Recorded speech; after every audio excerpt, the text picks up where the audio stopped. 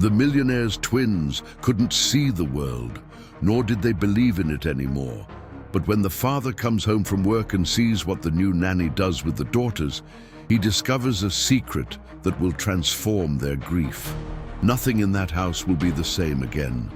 Arthur Blackwood's mansion was a monument to silence, a fortress built of mirrors and cold marble. Every surface, from floor to ceiling, gleamed with an impeccable polish, yet nothing in it reflected human warmth. The sound of his expensive shoes echoed down the long, empty corridors, a lonely rhythm in the heart of a house that had forgotten how to beat.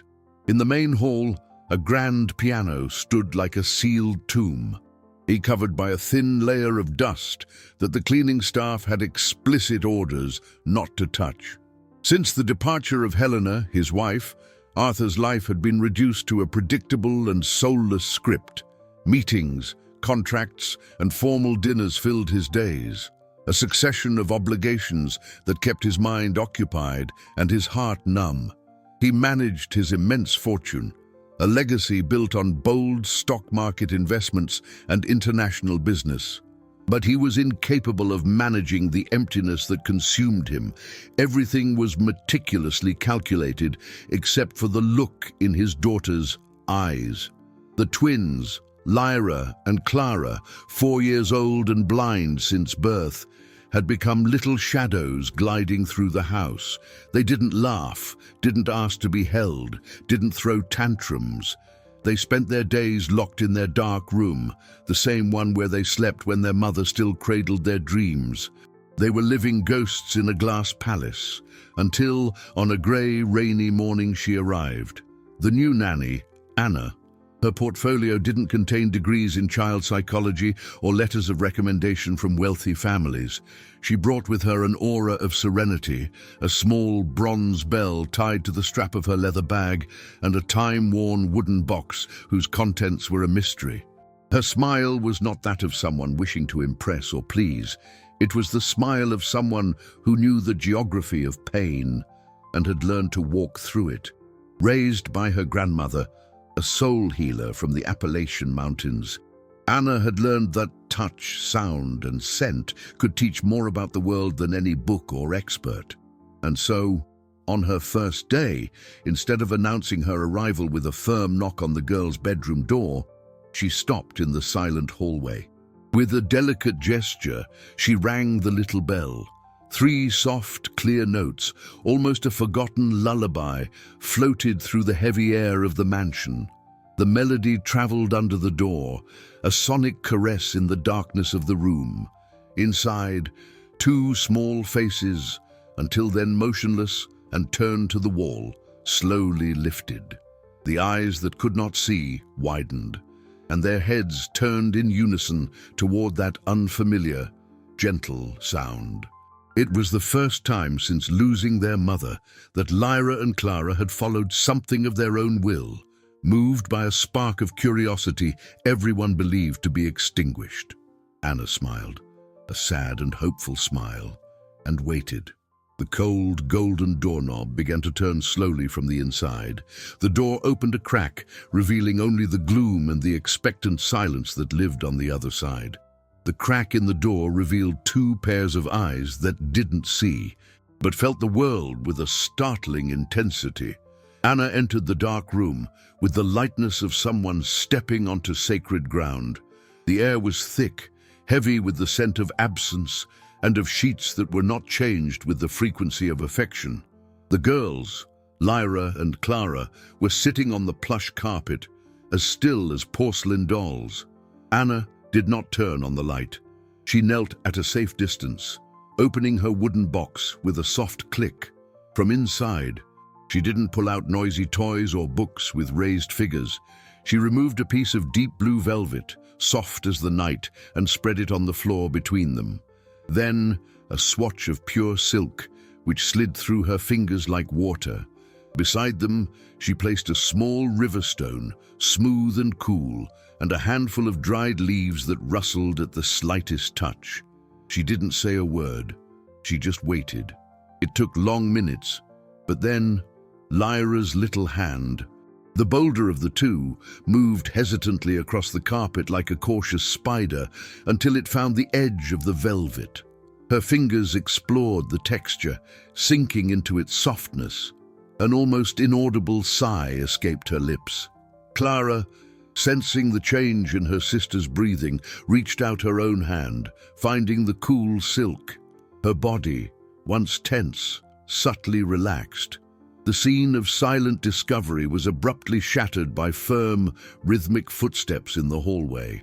The door swung fully open, and the hallway light sliced into the room like a blade.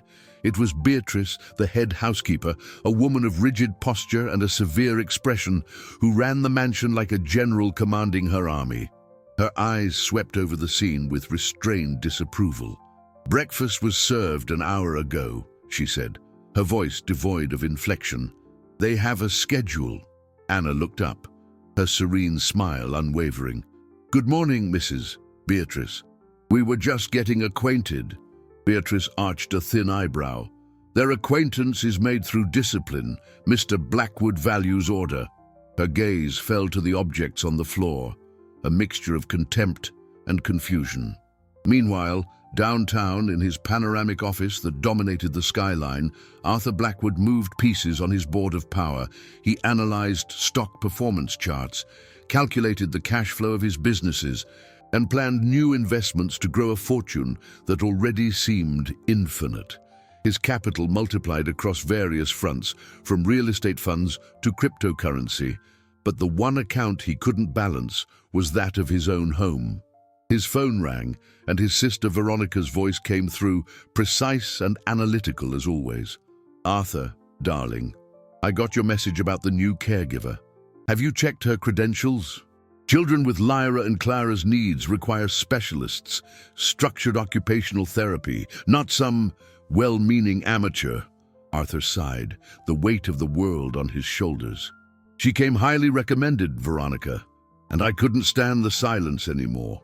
"Silence is preferable to setbacks," she retorted. "Don't let desperation lead you to make poor decisions. Doesn't all that fortune buy you some common sense?" Back at the mansion, Anna ignored Beatrice's hostile presence. She took a small vial from the box, dabbing her fingertip with lavender oil. She approached slowly and touched the temple of each girl. The gentle aroma made them breathe deeper, as if taking a sip of fresh air for the first time that day. "Let's go for a walk in the garden," Anna whispered, her voice like a melody. "The rain has stopped, and the earth has a wonderful smell." For the first time, Lyra and Clara stood up, unsteady. Following the scent and the promise in her voice, they took a step toward the door, toward the light, but the figure of Beatrice stood in their way, blocking the exit. Her body was a wall, her expression a sentence. "They are not allowed to go out. The garden is not a safe environment. Those are Mr. Blackwood's express orders." The housekeeper crossed her arms, a final gesture of defiance. The hallway now seemed like a chasm, and freedom, a distant mirage. Faced with the human wall that was Beatrice, Anna neither retreated nor became agitated. She maintained the serenity in her eyes and a soft smile on her lips, a posture that disarmed aggression by the sheer absence of confrontation. "You are absolutely right, Beatrice. Their safety is the top priority," Anna said, her calm voice filling the tense hallway. "So, before we go for a walk, I will make sure the garden is the safest place in the world for them." The housekeeper, caught off guard by the agreement, was left speechless. She'd expected an argument, a challenge to her authority, but received only acquiescence. With a stiff nod, she stepped aside, clearing the path, though her eyes promised constant vigilance. That day, the twins did not leave their room. Anna, however, spent hours under the weak sun, transforming the garden. The place, once a mere landscaped asset in the family's vast portfolio, an impeccable and untouched backdrop, began to acquire a new function. With the tacit permission of a curious gardener, Anna redesigned the space. She created a small sensory path starting from the back door. First, a line of smooth, round river stones that massaged the feet. Then a strip of soft, damp moss, followed by a patch of fine sand. Along the edges, she planted rows of mint, rosemary, and lavender so their scents would guide and differentiate each section. She wasn't just decorating, she was writing a map that could be read with the feet, hands, and nose. The next day, Anna took the girls outside. Clara hesitated at the door, her body stiff with fear of the unknown. Lyra, always a step ahead in courage, reached for her sister's hand, a gesture she hadn't made in months. Together, they took the first step out of their glass dome of silence. Anna led them to the start of the tactile path, took off their slippers, and encouraged them to feel the ground. The first contact with the cool pebbles made Lyra pull back, but Anna, with patience, sat beside her and placed her own bare feet on the stones. "Feel that," she whispered. "It's like the earth saying good morning to us." Slowly, the girls began to explore. Their steps, once shuffling and uncertain, became more curious. They crouched to feel the moss, smelled the mint leaves, and for the first time in a long time, a sound other than crying or silence emerged from Lyra, a small, surprised puff of air, almost a laugh, as her fingers sank into the warm sand. Watching from a kitchen window, Beatrice felt a chill of disorder. To her, this was chaos. Barefoot children, dirt on their clothes, an unacceptable breach of every protocol she had fought so hard to maintain. In her mind, the Blackwood fortune demanded a standard of behavior and care that this countrywoman was desecrating with her oddities. She saw Anna not as a caregiver, but as a dangerous liability, a threat to the meticulous balance of the house and, consequently, to her own position. That same afternoon, while Arthur closed a multi-million-dollar deal that would boost his annual profits and dividends, Beatrice picked up the phone. She didn't call her employer. Knowing he would dismiss her with a short reply, she called the one person who shared her worldview, Veronica Blackwood. "Dr. Blackwood, forgive the intrusion," Beatrice began, her voice laden with feigned concern. "It's Beatrice. I feel it is my duty to inform you. The situation with the new caregiver is getting out of control." She paused dramatically. "Today, in the garden, she is exposing them to unnecessary risks. It's an irresponsibility that borders on endangerment. I fear for the girls." On the other end of the line, Veronica's silence was short but heavy. "Explain yourself, Beatrice. What kind of risks?" Beatrice knew the seed of distrust was planted and ready to sprout. Beatrice described the scene in the garden with the skill of an artist painting a tragedy. In her version, the sensory path became a dangerous obstacle course, the moss a nest for insects, and the sand an invitation for infection. Every harmless detail was distorted, taking on the shape of negligence. "They could have been hurt, Doctor. Tripped, cut their feet. The woman has no notion of hygiene or safety. She treats your nieces as if they were country children." The last phrase was delivered with calculated venom, knowing it would hit Veronica's nerve. Her pride and belief in the superiority of scientific method over empirical knowledge. Veronica, a renowned psychologist who had built her career on pillars of structure and control, felt her blood run cold. The idea of two blind children, already so vulnerable, being subjected to an approach she considered primitive and irresponsible, was more than a professional affront. It was a personal offense. "I appreciate your loyalty, Beatrice. I will take the necessary measures," she said, her voice as cold as steel, before hanging up. The housekeeper smiled, satisfied. The trap was set. The next day, a luxury sedan pulled up in front of the mansion.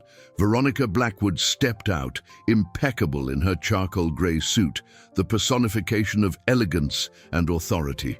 She did not announce her visit.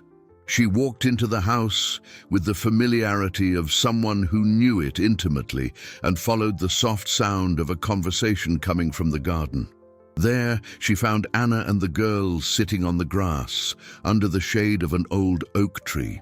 Anna wasn't applying some unorthodox method. She was simply telling a story, using different leaves to represent the characters, each with a distinct texture and scent. Lyra and Clara were engrossed, their little hands following the tactile narrative, their faces more expressive than Veronica had ever seen.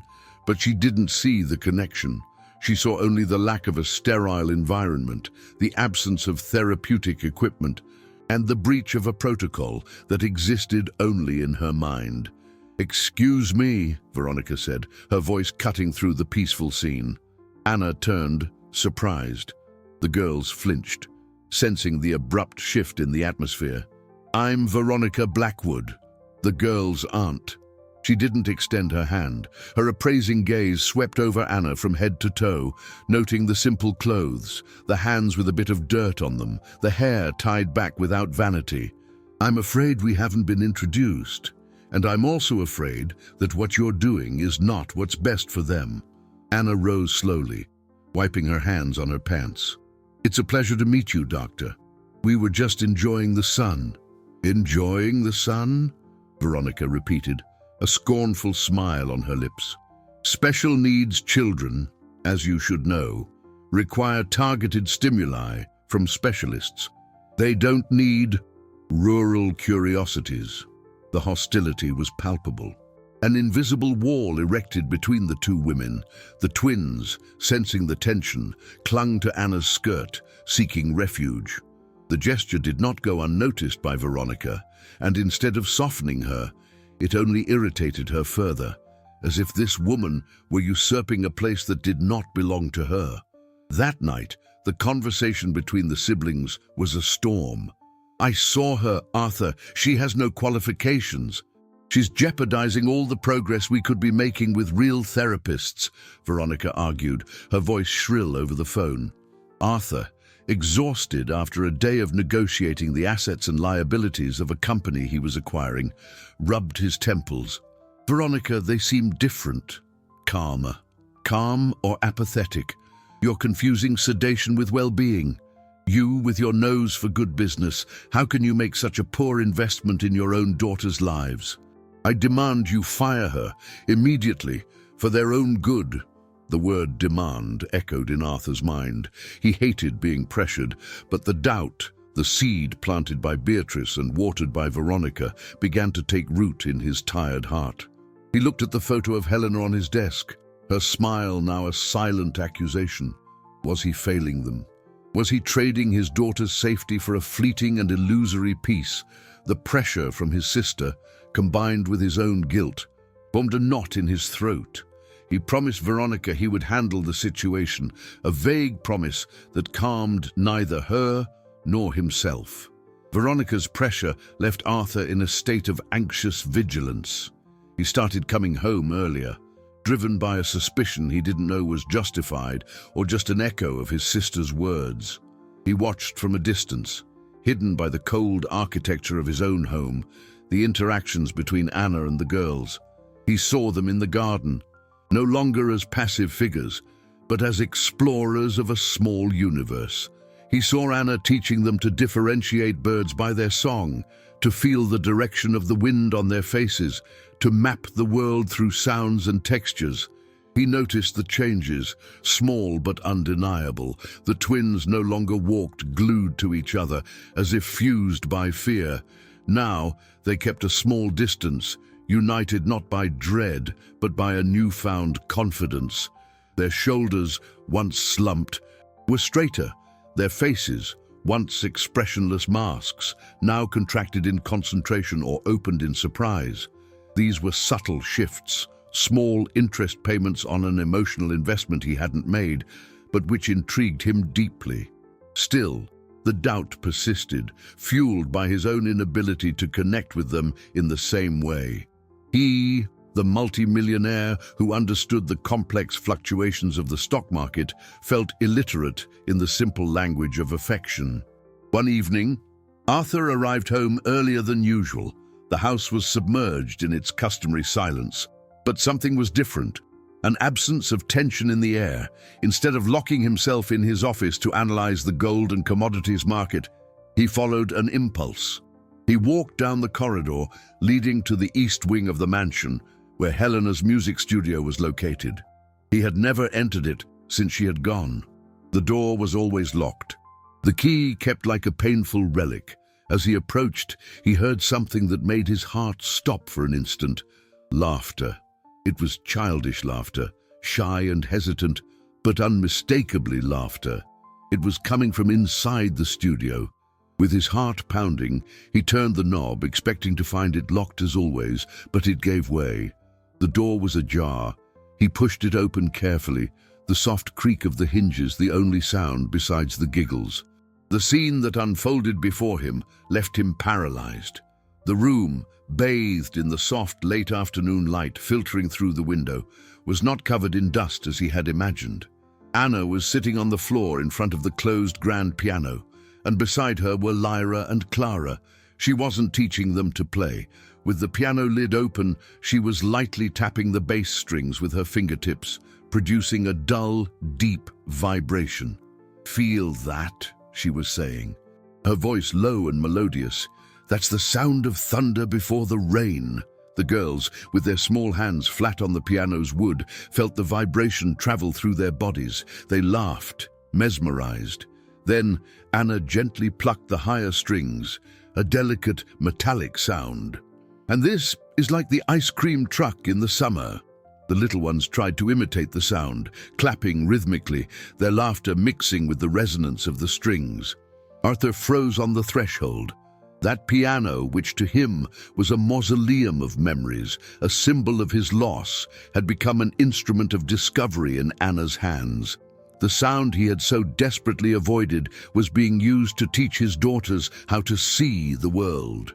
His heart, which he believed had hardened into stone, trembled, a fine crack opening in his armor. He stepped back in silence, unseen, and closed the door with infinite care. But the sound of laughter and the vibration of the piano strings followed him for the rest of the night, echoing in the empty corridors of his soul. The image from the music studio haunted Arthur, but it did not move him to action. He remained in his position as a distant observer, a spectator in his own life. The scene had touched him, but fear and pride were walls too high to be scaled in a single impulse. He continued to manage his wealth, making decisions that affected markets and people thousands of miles away, while just a few feet from his office. A quiet revolution was taking place.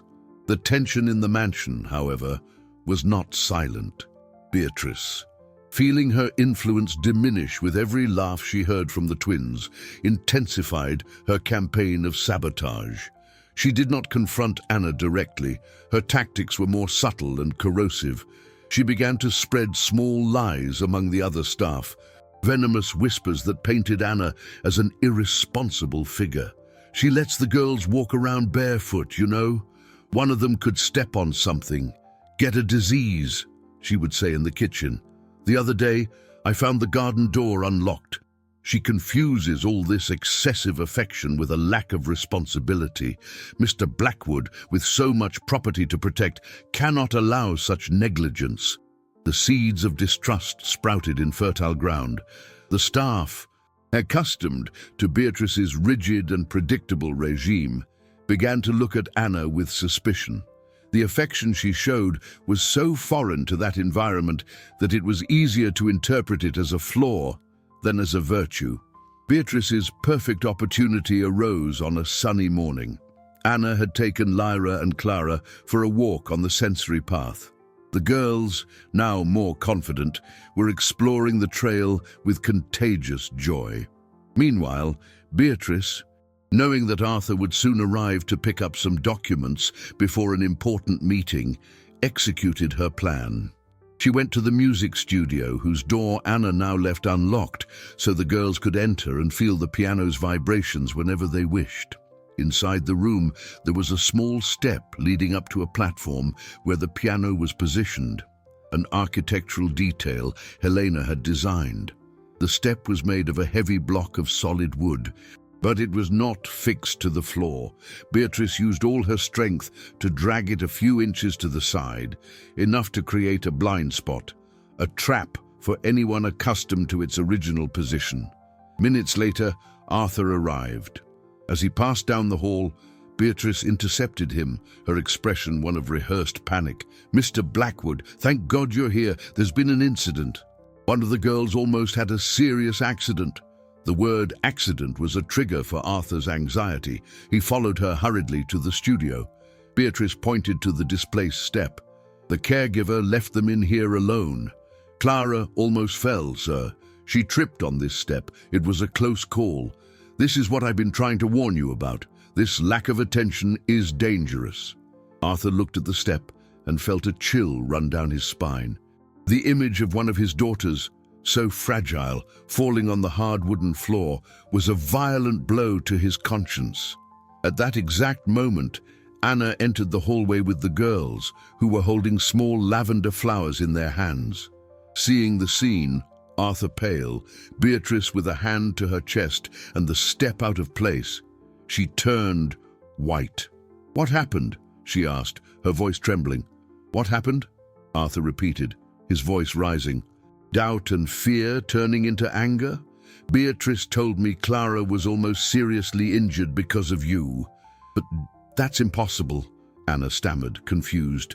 "We were in the garden, and that step, it wasn't like that." The twins, sensing the emotional storm, began to tremble. Lyra, clinging to Anna's leg, mumbled the only words she could find in her panic. We want the bell." The sound of the bell was their anchor, their safe harbor, and in that moment, the world seemed to have lost its melody. Arthur looked at his daughters, terrified faces, at Anna's confused and hurt expression, and at the poorly disguised triumph in Beatrice's eyes. The pressure from Veronica, the housekeeper's warning, and his own ancestral fear of failing as a father all collided within him. He hesitated, the world suspended. Firing her seemed the only logical decision, the only way to restore order and safety. But for a reason he dared not admit even to himself, the words wouldn't come. He only said, his voice hoarse, "Be more careful." And he turned his back, leaving behind a battlefield of emotions where the truth lay wounded, and the lie, for now, was victorious. Time, which inside the mansion seemed to have found a new rhythm, a new melody, continued to pass. Anna, despite Arthur's veiled accusation and Beatrice's constant hostility, did not let herself be defeated. She clung to the girls. Small progresses like a castaway clings to a piece of driftwood. Gradually, the entire house began to reorganize itself around sound. With the help of the same gardener who had become her silent accomplice, Anna installed small chimes with distinct musical notes at strategic points. A low note for the kitchen door, a higher one for the stairs, a soft carillon for the garden entrance. Lyra and Clara, like two little musicians, learned to read the sound map of their home. They began to explore the spaces again, now with more security, one touching the other's shoulder, not out of fear, but as if sharing a dance, trusting in the familiar rhythm of Anna's bell and the new sounds of the house. But the peace was a thin layer of ice over a lake of turbulent waters. The inevitable happened during a business dinner Arthur hosted at the city's most exclusive club, a crucial event to seal a high-risk investment in a promising cryptocurrency fund. On an inexplicable impulse, a mix of defiance and a secret desire to show off his daughter's progress, he decided that Anna and the girls would accompany him. Their arrival in the opulent hall caused a momentary silence. Veronica, who was already there, chatting with a group of investors, felt her face burn with humiliation. To her, Anna's presence in that environment of power and wealth was an affront, a public testament to her brother's poor judgment. The dinner proceeded under a cutting tension. While the men talked of dollars, euros, and the profitability of their assets, Anna kept the girls calm in a corner, whispering stories to them and letting them touch the velvety texture of the tablecloths. The disaster came when one of the guests, a tech billionaire, approached with a condescending smile. "Arthur, What lovely daughters you have. And this must be their therapist, I imagine. Fascinating work." Before Arthur could respond, Veronica interjected, her smile as sharp as a knife. "Something like that, Charles. The young woman is a caregiver with very peculiar methods." She looked at Anna, her voice loud enough for everyone nearby to hear. "She believes she can replace years of study and technique with bells and dried leaves. In fact, she's playing at being a therapist." The humiliation fell over Anna like a sheet of ice. She felt everyone's gaze, a mixture of pity and morbid curiosity. The girls, sensing their protector's distress, clung tightly to the hem of her dress, their small bodies trembling. All eyes turned to Arthur, expecting him to defend the woman who cared for his children, to correct his sister's cruelty. But Arthur did nothing. He was paralyzed, a prisoner of his own image. The cowardice of his silence condemned him, echoing louder than any words. He simply gave a weak smile and changed the subject, talking about the cash flow of his latest deal. In that instant, something inside Anna broke.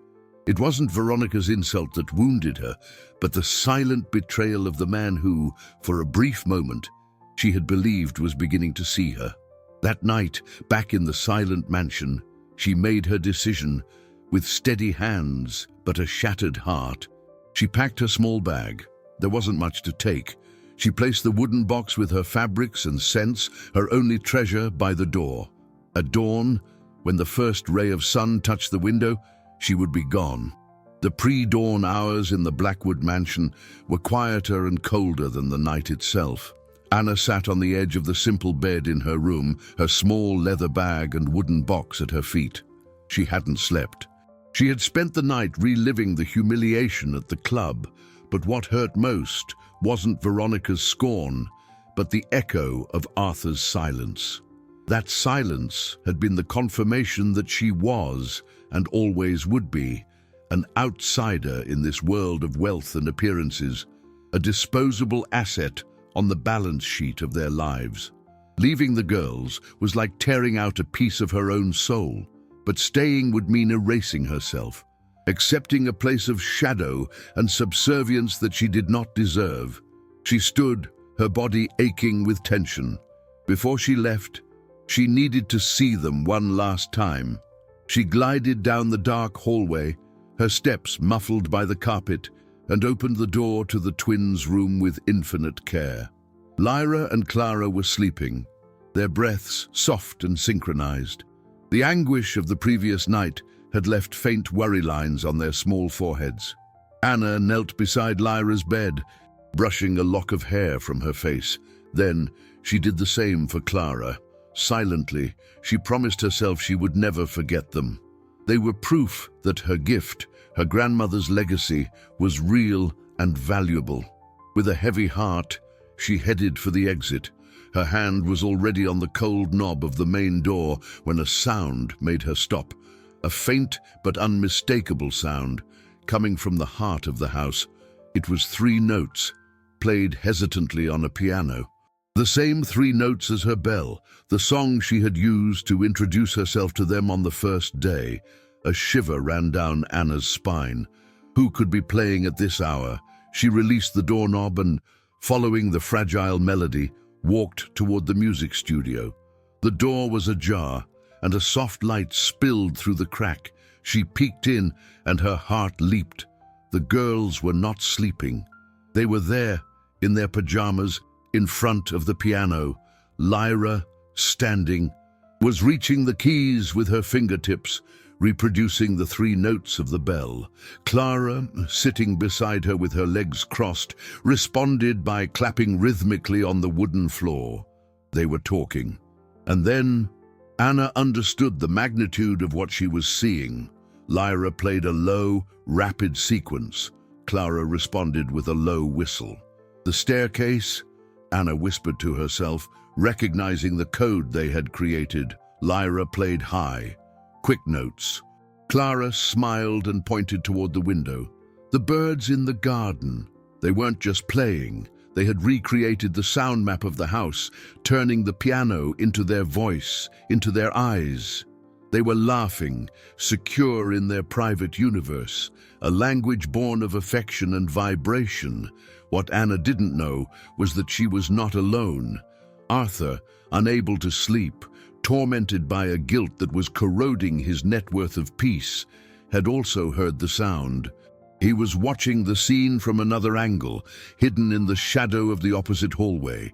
Seeing them there, so autonomous, so brilliant, was like a punch to the gut. He realized the depth of his neglect, the size of the miracle he had been about to discard out of cowardice. His eyes scanned the room, absorbing every detail of the sacred scene. And then he saw it, his gaze, now sharper, more desperate to understand, focused on the small platform of the piano. And he noticed the step, still slightly out of place.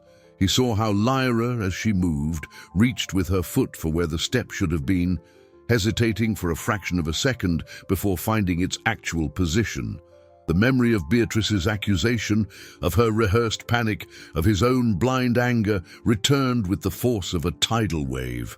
In that instant, the truth hit him, as clear and brutal as a bolt of lightning. The step hadn't been moved by accident or carelessness, it had been a trap. The revelation fell upon Arthur like an avalanche, burying years of denial and apathy. The image of Lyra hesitating, nearly stumbling where there should have been safety, was superimposed on Beatrice's poorly disguised expression of triumph on that fateful day.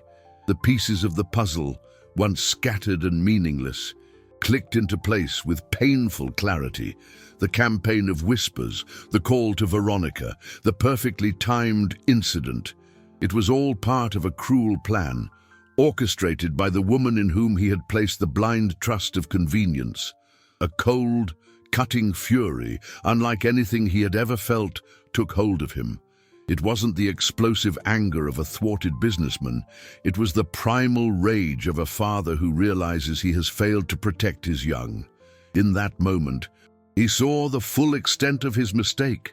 It wasn't just Anna he had betrayed with his silence at the club, but Lyra and Clara.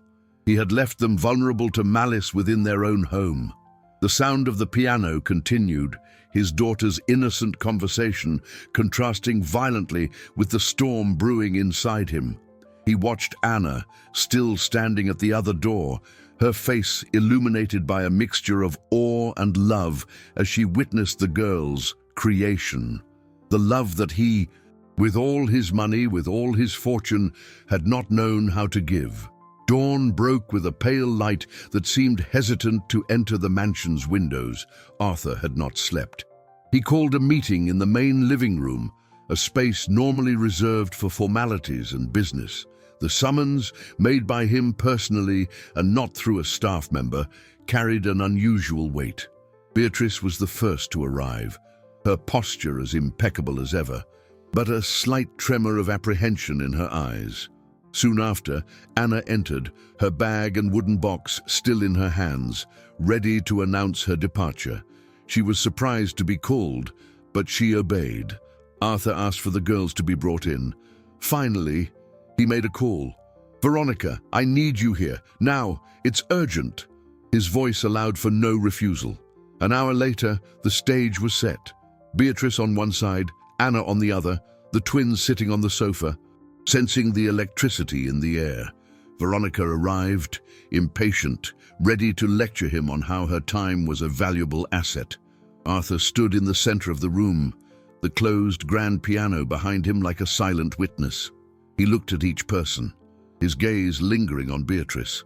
"There has been a serious security breach in this house," he began, his voice low and controlled, which made it all the more threatening. "A breach that put my daughters at risk." Beatrice turned pale. Veronica frowned, ready to blame Anna. "Beatrice," Arthur continued, "could you explain to me one more time how the step in the studio was moved that day?" The housekeeper stammered, I already told you, sir. It was carelessness on the caregiver's part." Arthur took a step forward. "That's curious, because I checked the step myself this morning. It's a block of solid oak. It weighs over 60 pounds. It takes considerable effort to move it. It's not something that gets shifted by accident. The silence in the room was absolute. The twins, sensing the anguish radiating from Beatrice, shrank back. "The truth, Beatrice," Arthur said, his voice now a thread of steel, "is that you moved it. You set a trap for two blind children and then blamed the only person who truly cares for them." Faced with the irrefutable evidence in his tone, Beatrice's castle of lies crumbled. She tried to deny it, but her voice failed her. Tears of desperation streamed down her face, smudging the mask of dignity she had worn for so long. "Pack her things," Arthur said to another employee watching from the door. "She's out in 10 minutes. And then he turned to his sister. His gaze held no anger, but a deep, cutting disappointment. "And you, Veronica, you, with all your knowledge, chose to believe a convenient lie rather than see the truth. You humiliated this woman in public, and for that you will apologize, not to me, to her." The demand, made in front of everyone, was unthinkable. A Blackwood apologizing to an employee. The world, inside that mansion of mirrors, had just been turned upside down. Arthur's demand hung in the air, heavy and unreal. Veronica stood gaping, her face shifting from a pale shade of shock to a flush of fury. The idea of apologizing to Anna, the rural curiosity, was more than humiliating. It was a negation of everything she believed in. Her social standing, her intellectual superiority, the power structure that had always benefited her. "You can't be serious, Arthur," she hissed, her voice low and venomous. "You're going to believe her over your own family. You're going to defend this interloper." Arthur didn't waver. His gaze was steady, devoid of the hesitation that had defined him for so long. "She is not an interloper. She was the only one who built a bridge to my daughters while we both built walls. Family, Veronica, is supposed to be about protection and truth, not pride and lies. You will apologize." The confrontation between the siblings was a silent battle waged with their eyes. Veronica, realizing that for the first time in her life her brother would not yield, felt the ground vanish from beneath her. She looked at Anna, who was watching the scene with a serene sadness, without a hint of triumph on her face. She looked at her nieces, who, despite not understanding the words, felt the tectonic shift in the household's relationships. Swallowing her pride, which went down like ground glass, Veronica turned to Anna. The words came out forced, almost inaudible. "I regret it." It was not a sincere apology, but it was an admission of defeat. For Arthur, it was enough. It was the first step in demolishing the rotten structure upon which his family had been balanced. In the days that followed, the mansion breathed a different air. Beatrice's departure removed a layer of tension and fear, but the void left by her authoritarian presence needed to be filled. Arthur, to repair the damage his silence had caused, decided the retraction had to be as public as the humiliation. He cancelled his appointments, his meetings about treasury bonds and Bitcoin fluctuations, and focused on a single project, a recital. It would not be a grand social event to showcase his wealth, but an intimate gathering for the few people who mattered. He wanted the world, or at least his small world, to see what he had finally managed to see. He invited the same business leaders and investors who had witnessed the scene at the club, and some parents of other visually impaired children he found through a foundation. The stage would be the music studio. The goal was not to display a talent, but to tell a story. Anna, who had unpacked her bag, was hesitant about the idea. "They aren't circus performers, Arthur. What they do is their language. It's something sacred." "I know," he replied, with a humility she had never seen in him, "and that's why everyone needs to hear it, so they can understand, so they can respect." Together, they began to prepare the small event. Arthur T., the man who commanded a business empire, now found himself discussing the best lighting so as not to startle the girls, the most comfortable fabric for the cushions on the floor. He was learning a new form of investment, one that offered no profit in dollars or euros, but whose return was measured in smiles and trust. During these days of preparation, something began to change between him and Anna. Their conversations were no longer about the children's routine, but about dreams, fears, and the past. He spoke, for the first time, about Helena, about the pain that had paralyzed him and turned him into a ghost. Anna, in turn, spoke of her grandmother, of the wisdom of the land, and the belief that all healing begins with the act of listening. They discovered in each other an echo of their own loneliness. One afternoon, while they were arranging the room, Arthur sat at the piano and, with rusty fingers, played a simple, melancholy melody. Anna came closer and, instead of words, placed a hand on his shoulder. The touch was light, but to Arthur, it felt like it broke a dam inside his chest. A single tear rolled down his face. It was the first time he had cried since Helena was gone. And Anna was there to witness it, not with pity, but with a silent understanding that was worth more than any inheritance. The night of the recital arrived with an unusual serenity. The mansion's lights were low, creating an atmosphere of reverence, a far cry from the usual ostentation. The guests, a small group of influential people and parents who shared similar pains, sat on cushions arranged on the floor of the music studio. Veronica was there, in a corner. Her presence a mixture of obligation and a curiosity she was reluctant to admit. Arthur greeted everyone with a surprising simplicity. He was not the billionaire host, but a father about to present his daughter's hearts. There were no opening speeches. The lights dimmed further, and an expectant silence filled the room.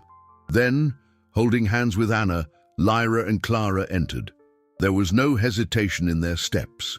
They walked to the piano, guided by the confidence that now inhabited their bodies. Anna kissed each of them on the forehead and sat on a nearby cushion, her face an oasis of calm. The twins did not sit on the piano bench.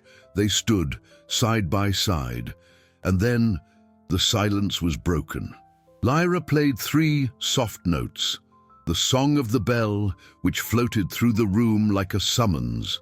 Then Clara responded with a sequence of deep, rhythmic notes that evoked the sound of footsteps on the marble hallway. What followed was not a musical piece in the traditional sense, it was a sonic narrative. They began to describe the house, their house, through music. The high, quick notes were the birds in the garden. The deep vibrations were the sound of the wind against the windows. A delicate melody represented the scent of lavender that Anna wore, while a dissonant, low chord was the memory of Beatrice's harsh voice. It was as if the sound were guiding everyone present on an invisible tour, revealing not only the geography of the mansion, but also its ghosts and its joys. The music spoke of fear and isolation, of discovery, and finally, of security. The guests were mesmerized. The businessmen, accustomed to analyzing net worth and cash flow, were confronted with a type of wealth that could not be quantified. The other parents wept silently, recognizing in those notes the journey of their own children. The climax of the performance came when Lyra began to play the melancholy melody Arthur had played days earlier, and then Clara, with her small, clear voice, began to hum without words along with the music. It was the lullaby Helena used to sing to them, a song Arthur believed had been forgotten forever. In that moment, something inside him broke for good. The pain he had held back for so long came flooding out, not as a wave of despair, but as a current of love and longing. When the last note of the lullaby faded and silence once again filled the room, Arthur stood up. He walked slowly to his daughters. In front of everyone, the man who had built an empire knelt on the floor, bringing himself to their level. Tears streamed freely down his face. "Forgive me," he whispered, his voice choked with emotion. "Forgive me for hiding from the pain, for being silent when I should have screamed.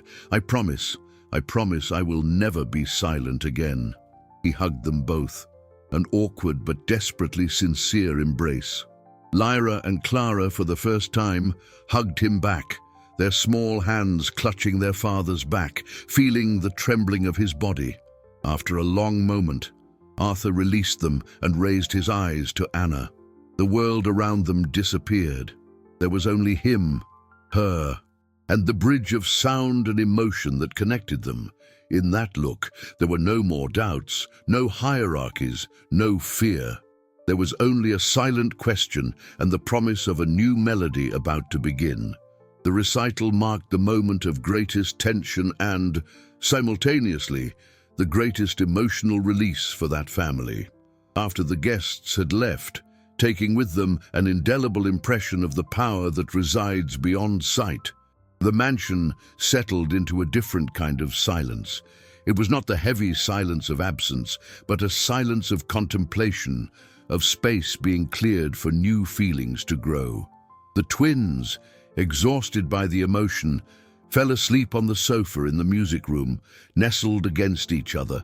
Arthur carried them to their room, one in each arm, feeling their real, wonderful weight for the first time in years. When he returned, he found Anna collecting the cushions, her serene face lit by the moonlight streaming through the window. For a long time, they stood in silence, just sharing the same space, the same breath. The love between them was not born of a spark, of a moment of overwhelming passion, but had been built note by note, gesture by gesture.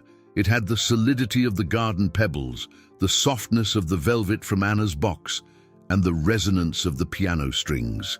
"I didn't know," Arthur said, finally breaking the silence. His voice was low, almost a whisper. "I didn't know how to get back to them. The pain of losing Helena was so great that I built a wall around myself, and I ended up leaving them on the other side." He looked at his own hands, the hands that signed multi-million-dollar contracts but didn't know how to gently stroke a child's hair. "You didn't just teach me how to listen to them, Anna. You taught me how to listen to myself, to feel again." Anna moved closer, stopping a short distance from him. "You weren't alone in your silence, Arthur. Pain has a way of isolating us, but the girls, they never gave up on you. They were just waiting for you to learn their language." It was then that he confessed what his heart had known for some time. "I fell in love with you, Anna, not for the transformation you brought, not for the miracle. I fell in love with your patience, with the way you looked at the ruins of my family and, instead of seeing rubble, you saw an opportunity to create music." The confession hung between them, sincere and vulnerable. Anna's heart raced. She felt a deep affection for him, an admiration for the transformation she had witnessed, but fear, the old feeling of not belonging in that world of luxury and power, still held her back like an anchor. What if this was just gratitude? What if she would always be seen as the nanny who married the boss? His wealth was a chasm between them, a constant reminder of their different origins. I don't know, Arthur," she began, her voice trembling. "I don't know if I can—" She didn't have to finish the sentence. A soft sound echoed down the hallway. 3 clear notes, the melody of a small bronze bell. They turned to see Lyra and Clara standing in the doorway, sleepy but with mischievous smiles on their faces. Lyra was holding Anna's bell, which she had taken from the bag near the entrance. She shook it again. 3 notes, the sound that had started it all, the sound that had opened the door to the light. The girls didn't understand the adults' words, but they understood the hesitation in the air. And with that simple gesture, they gave their answer. They wanted him there. They wanted her there. Together, that sound, which had once been just a call, was transformed into a blessing, the sweetest, purest yes that could exist. Anna looked at the girls, smiling faces, and then at Arthur, whose eyes were filled with hopeful tears. The fear dissipated, replaced by a warm certainty. She took a step forward and, for the first time, took his hand. This was her place. This was her family. Anna's acceptance, sealed by the sound of the bell, marked the beginning of the true reconstruction. The main conflicts, which had for so long poisoned the mansion's atmosphere, began to resolve, not with grand dramas, but with the consistency of small, daily gestures. The first arc to close was Veronica's. A few days after the recital, she sought out Arthur. Her arrogance had been replaced by a disarming vulnerability. She admitted that her excessive focus on methods and labels had blinded her to what the girls truly needed: connection. She proposed something that shocked Arthur: to use her resources and influence not to impose therapies, but to invest in Anna's approach. What she does isn't rural curiosity, Arthur. It's a form of intuitive sensory education that many specialists are beginning to explore. I was wrong.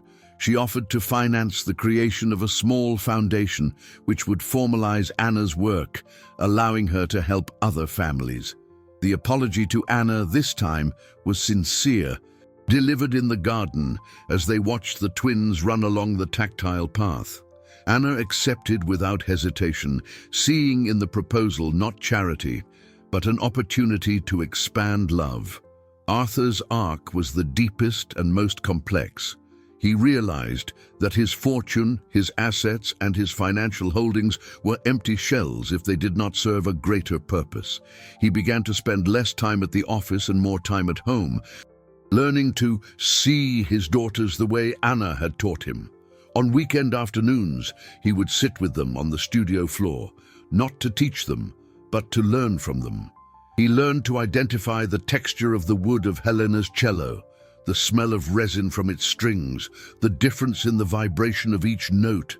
He was, in effect, getting to know his late wife in a new way through his daughter's senses. The mansion, once a mausoleum of mirrors, began to transform. The cold surfaces were covered with rugs of different textures. Wind chimes with various tunings were hung in the windows, turning the breeze into music. The place ceased to be a monument to capital and became a living home, an organism that breathed sound and affection.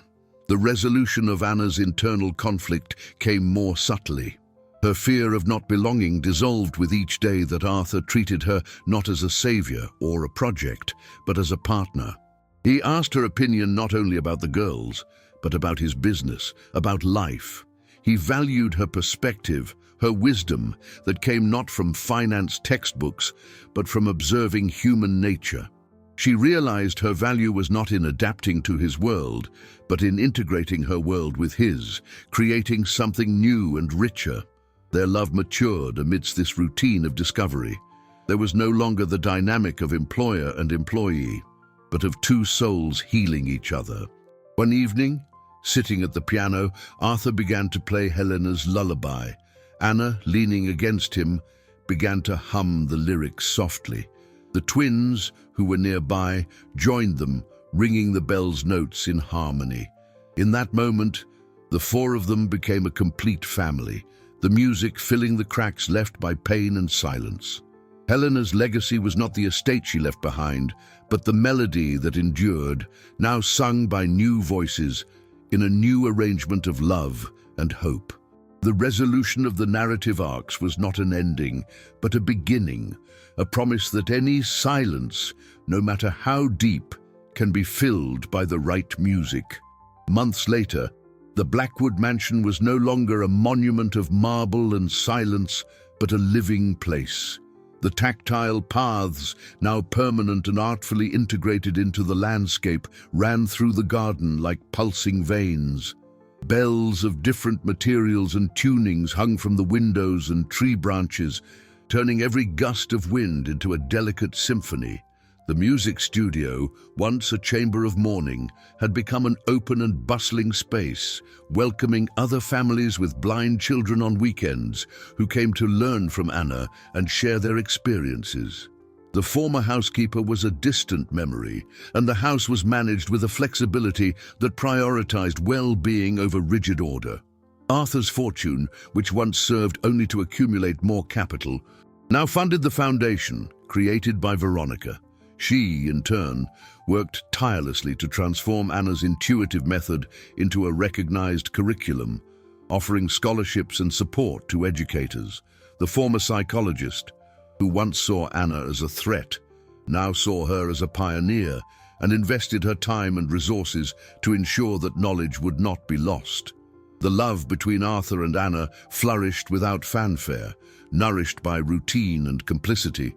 He taught her about the business world, not so she could become part of it, but so she could understand the tools that could broaden the reach of her work.